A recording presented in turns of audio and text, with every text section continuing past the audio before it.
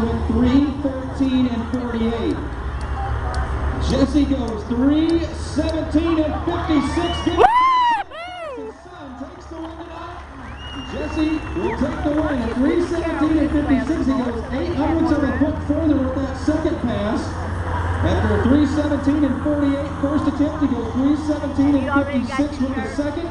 He takes the win. His dad's going to be number 2 at 3:13 and 48.